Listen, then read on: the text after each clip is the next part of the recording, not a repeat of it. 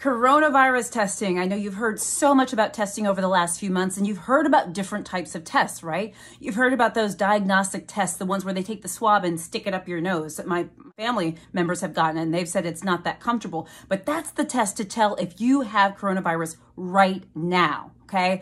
Then you probably also heard about something called antibody testing. That's right.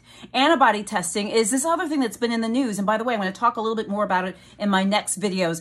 But for the sake of today's video, let's talk about what an antibody is and what antibody testing does. Now, as I mentioned, diagnostic testing, that's to see if you have coronavirus right now. That's that swab that goes up in your nose. That tells you, are you sick right now with coronavirus?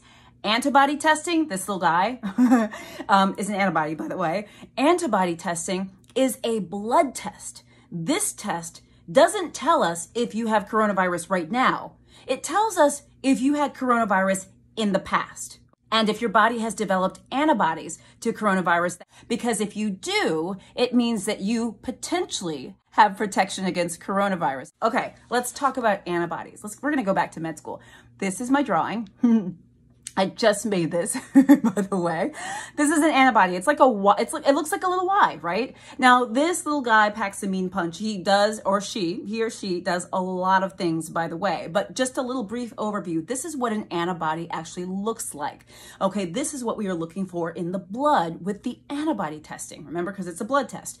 Now, the thing about these antibodies, you may say, well, what are they and what do they do and how do they work? Well, antibodies are proteins. And these are proteins that are made by your immune system when you encounter a foreign substance, things like a virus or a bacteria or something. When your body's like, you ain't supposed to be here, then that's when these antibodies are made. And usually they're made up to a couple weeks after being exposed to this sort of foreign intruder, virus, bacteria, things like that. Antibodies are super important because they are part of the immune system that protects us. What they do then is they serve to protect our body by either neutralizing or destroying the problem, the virus, the bacteria, or whatever it is. See, these guys are super important. This is what antibody testing is testing you for, to see if you have these little guys floating around in your blood. Because if you do, it means that you potentially, caveat, have protection against coronavirus. Again, I'm talking specifically about the coronavirus antibody test, none others, okay? That's all I'm talking about.